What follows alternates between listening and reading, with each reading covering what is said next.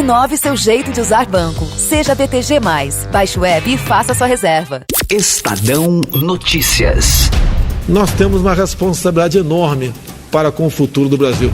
Vocês são a alma do governo. E eu sei que melhor do que uma boa informação é saber como utilizá-la.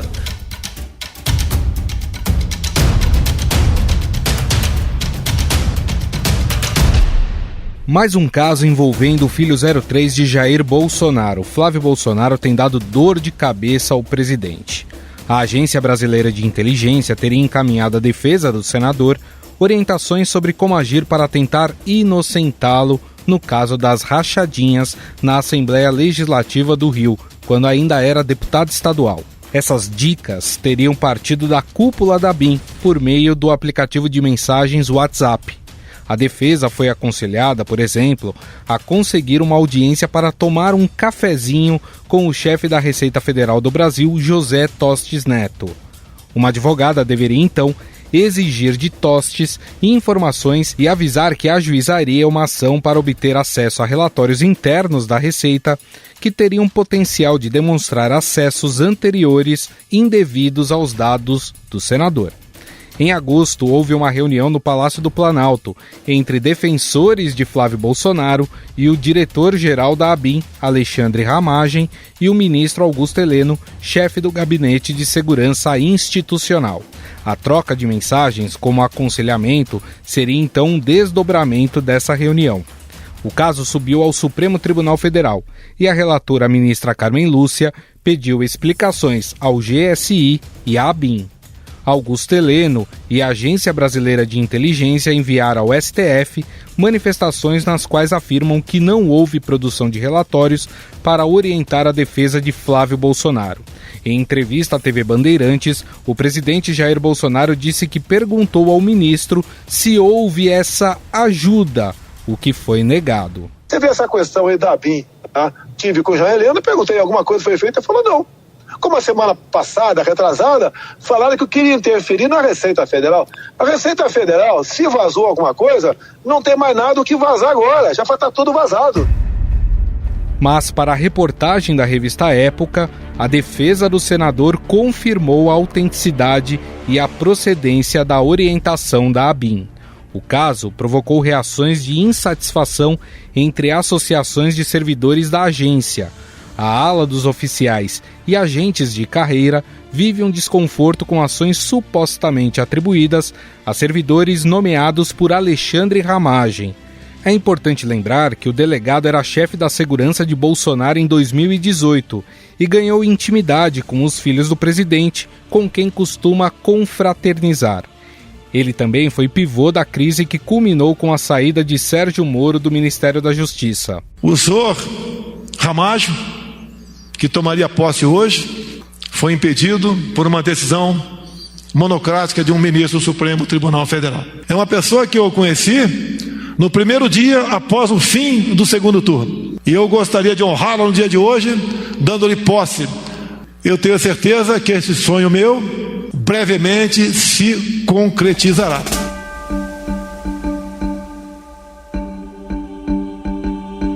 Bolsonaro queria emplacar Ramagem no comando da PF, o que o ex-juiz da Lava Jato considerou uma interferência para influenciar nas investigações contra filhos do presidente. O grande problema de realizar essa troca, primeiro, haveria uma violação de uma promessa que me foi feita inicialmente, que eu teria carta branca. Em segundo lugar, não haveria uma causa para essa substituição e estaria claro que estaria havendo ali uma interferência política na Polícia Federal. A solução encontrada pelo presidente foi indicar Ramagem para o comando da Agência Brasileira de Inteligência. Uma democracia consolidada merece deter uma inteligência de Estado com capacidade, com credibilidade perante as demais instituições, perante a sociedade. Vale lembrar também que o presidente Jair Bolsonaro já fez reclamações sobre o funcionamento do sistema de inteligência federal na fatídica reunião ministerial de 22 de abril. Sistema de informações, o meu funciona, o meu particular funciona. Os que tem oficialmente desinforma. E voltando ao tema, eu prefiro não ter informação do que ser desinformado por cima de informações que eu tenho. Eu não vou esperar fuder a minha família toda, de sacanagem, ou amigos meus, porque eu não posso trocar alguém da segurança na ponta da linha que pertence à estrutura nossa. Vai trocar. Se não puder trocar, troca o chefe dele. Pode trocar o chefe dele? Troca o ministro.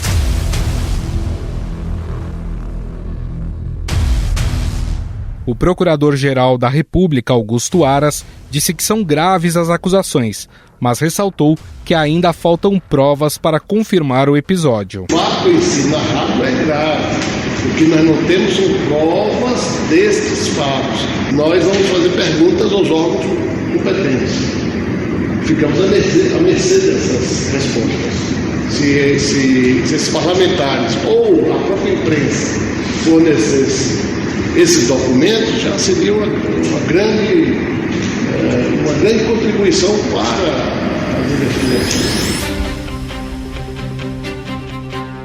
No Senado, o líder da oposição, Randolph Rodrigues, apresentou um pedido para que o senador Flávio Bolsonaro compareça à Comissão Mista de Inteligência do Congresso Nacional para falar sobre essas orientações.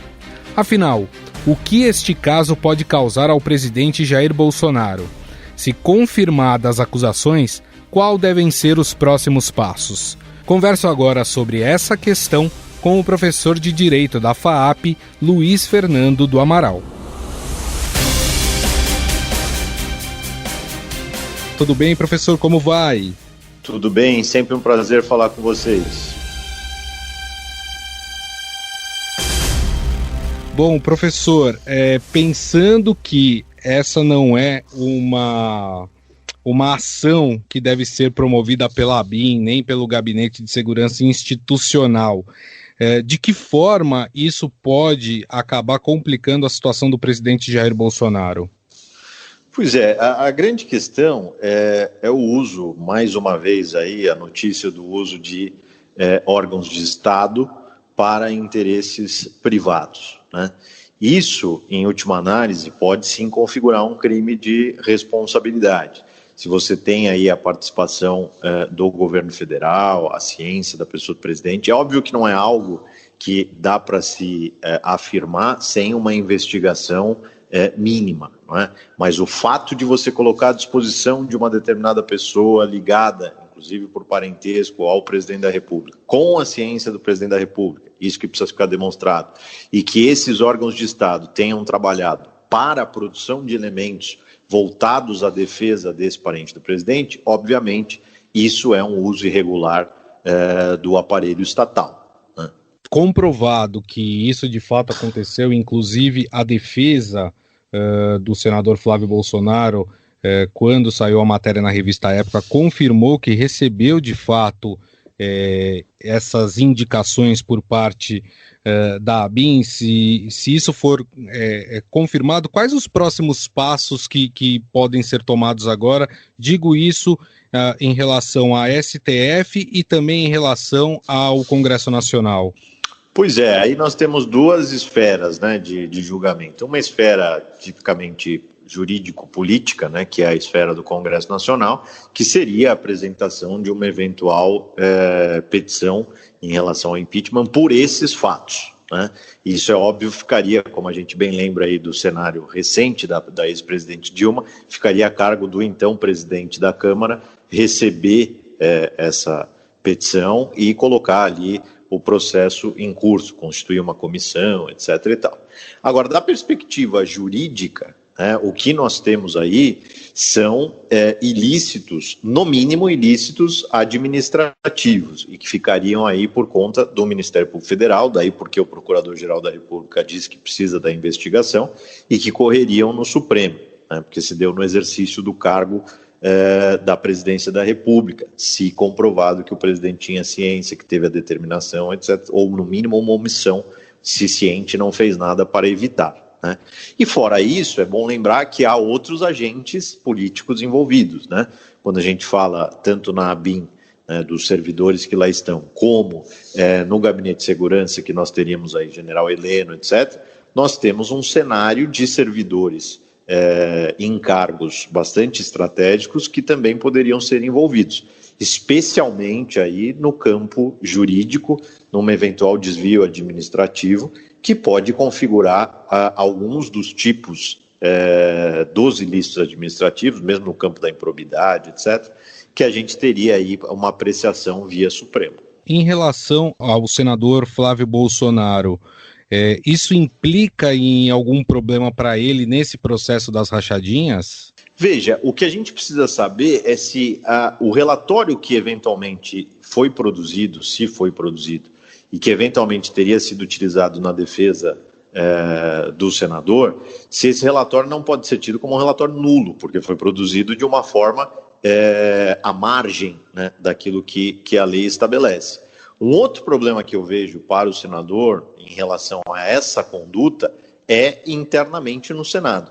Não sei como a conjuntura política vai tratar desse tema, mas é possível também que isso represente uma eventual avaliação do Conselho de Ética da Casa, alguma coisa nesse sentido. No processo em si, se houve uma utilização direta desses elementos, se a defesa do senador está baseada nesses elementos, é preciso ver como essa prova foi produzida. Se foi produzida desse modo, muito provavelmente você tem uma invalidade clara. Existe um problema, e aí eu pergunto por parte dos advogados, é considerado um problema ético se isso de fato aconteceu, se houve essa troca de informações por parte da defesa do senador e da ABIN? É sempre bom lembrar que na questão da apreciação dos advogados, uma coisa é saber se os advogados receberam esse relatório ou se eles orientaram a produção desse relatório. Se eles orientaram, encaminhando ordens, por exemplo, para pessoas que compõem a equipe da ABIN, pessoas que compõem a equipe do Gabinete de Segurança, isso é um fator. E aí eles não vão ser julgados como advogados em si, mas sim pela ingerência que estão tendo indevidamente nas funções de Estado. Agora, se chegou o relatório à defesa, a defesa achou que era oportuno utilizá-lo, etc., e não sabia da sua origem, aí é outra história. Novamente aí, nós temos uma questão clara de investigação para apurar como isso foi solicitado e como isso chegou às mãos da defesa para que então ela utilizasse. Não me parece ter muita clareza, pelo menos até esse momento, do que de fato teria sido produzido e do que de fato teria sido utilizado na defesa do senador envolvendo o trabalho desses órgãos. Tem uma questão também que é colocada, a gente vê o presidente da Câmara dos Deputados, Rodrigo Maia, sendo muito cobrado para aceitar algum processo de impeachment contra o presidente, porque ele já teria cometido vários crimes de responsabilidade na questão da pandemia, enfim, em outros assuntos aí de Estado. Esse seria um caso que poderia causar o impeachment do presidente? Não tenha dúvida. Eu acho que eu acho que já existem outros, né, que podem sim dar ensejo a um processo. Isso não quer dizer que ele necessariamente vai ser impedido, mas que podem dar ensejo a um processo, podem. E por que eu digo isso? Porque a lei dos crimes de responsabilidade, ela tem uma abertura conceitual muito ampla. Não é como um tipo penal, né? Os ilícitos ali são político-administrativos. Então você tem uma abertura na caracterização muito ampla. Basta ver o que aconteceu com a ex-presidente Dilma em relação às pedaladas fiscais. É possível você fazer uma construção que leve à caracterização daqueles dispositivos. Nesse caso, utilização de um órgão de Estado para interesses particulares, aí me parece ainda mais evidente a possibilidade de se enquadrar como crime de responsabilidade. A grande questão, e a gente está nessa fase, é saber quem estará à frente da Câmara em 2021. Né? Se eventualmente vier uma denúncia como essa, uma petição envolvendo um pedido de impeachment, aí nós precisamos avaliar quem estará na presidência. Se for um aliado do presidente, muito dificilmente ele vai aceitar. E esse é o grande campo aí da política em si. Né? É importante também para o governo fazer o novo presidente da Câmara para isso, para tentar segurar essas denúncias que porventura venham, seja em relação à pandemia, a postura na pandemia, seja em relação a esses fatos envolvendo a ABIN. Bom, nós conversamos com o professor de Direito da FAAP, Luiz Fernando do Amaral, que nos falou um pouco mais aí da parte legal, né, a parte jurídica do que pode acontecer aí caso essa acusação de que A defesa de Flávio Bolsonaro teve a ajuda da ABIN, né, no caso do processo que envolve as rachadinhas da Assembleia Legislativa do Rio, quando o senador era deputado no Rio de Janeiro. Professor, gostaria de agradecer mais uma vez. Muito obrigado pela atenção. Eu que agradeço, sempre à disposição.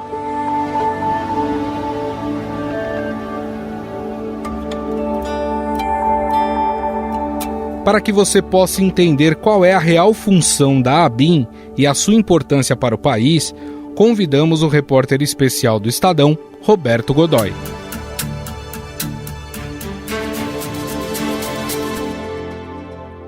O que a gente pode deixar bem claro desde já é o seguinte: produzir relatórios para a defesa do filho do presidente, seja ele parlamentar ou não, não é uma das atribuições da ABIN. Quer dizer, decididamente não é para isso que ela existe, não é para isso que ela serve. Para que ela serve? Ela foi criada em 1999 como uma agência substituta do antigo Serviço Nacional de Informações, o famigerado SNI, que era uma polícia política, por assim dizer, né? Agora, a atribuição dela é extremamente legítima. O que ela tem que fazer? Ela tem que cuidar de produzir informações estratégicas sobre assuntos de interesse do Estado brasileiro. Dentro, isso não fica muito claro, mas dentro e fora do Brasil. Ou seja, ela é a agência de informações do Brasil e todos os países têm e todos os países precisam ter. Países como, tudo bem, é uma potência do mundo, estamos falando de um poder como nunca houve anteriormente, que é o caso dos Estados Unidos da América, mas lá o presidente recebe pelo menos 2 relatórios de inteligência por dia, ainda que seja em tempo de rotina. O que significa isso? A ABIN tem agentes, inclusive lotados, designados para fora do Brasil. Eles atuam fora do Brasil também. Então eles têm que se interessar por assuntos que sejam estratégicos para o Brasil, por exemplo. E a gente sabe que o pré-sal é apenas uma das províncias petrolíferas. Quer dizer, existem dezenas de outras ao longo do litoral. O Brasil explora com uma licença especial da ONU, em que o Brasil é quase que um processo de troca. O Brasil explora essa zona econômica especial e, ao mesmo tempo, tem que se responsabilizar por coisas como segurança, controle da área, sinalização, navegação, essa coisa toda. Muito bem. A China, a superpoderosa China, por exemplo, não é signatária do Tratado do Mar, do Acordo do Mar, que é o documento internacional que rege esse tipo de situação. Ora, o que impede, por exemplo, que amanhã uma estação, uma plataforma chinesa estacione ali no meio do pré-sal e diga, olha, eu estou aqui também, e reivindique alguma coisa parecida, comece a operar. É totalmente loucura isso, mas não é, do ponto de vista técnico e legal internacional, não é impossível. Bem, o que a ABIN tem que fazer? Ela tem que farejar isso muito antes, que esse movimento está sendo feito, quais são as implicações, enfim, abastecer o governo de informações para que o governo haja com antecipação em relação ao problema. Isso se dá, por exemplo, em relação a... Muita gente critica o fato da ABIN preparar relatórios a respeito de movimentos sociais. Não, ela tem que preparar mesmo. O governo quem decide politicamente o que vai fazer é o governo. Agora, ele tem que ter informações para isso, né? Então, a função dela é produzir informações estratégicas. Agora, é bisbilhotar a minha vida, a sua vida? Claro que não. Certo. É bisbilhotar, é entrar, por exemplo, dentro de organizações de preservação ambiental? Claro que não.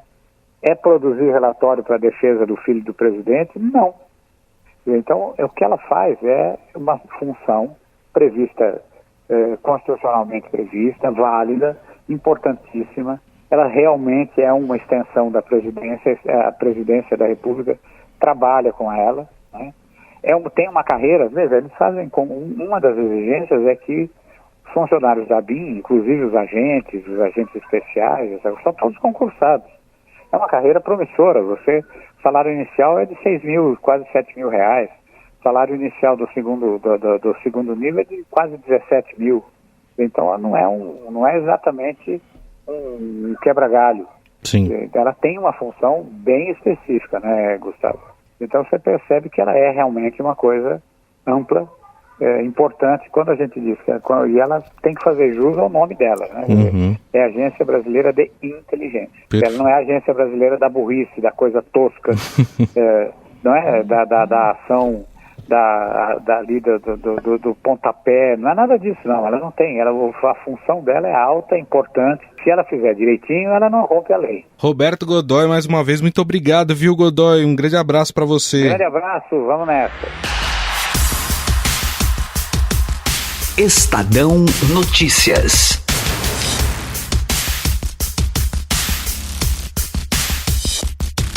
O Estadão Notícias desta quinta-feira vai ficando por aqui. Contou com apresentação e produção minha, Gustavo Lopes, e montagem de Moacir Biasi. O editor do núcleo de áudio do Estadão é Emanuel Bonfim. O diretor de jornalismo do Grupo Estado é João Fábio Caminoto. Mande seu comentário e sugestão para o e-mail podcast@estadão.com. Um abraço e até mais.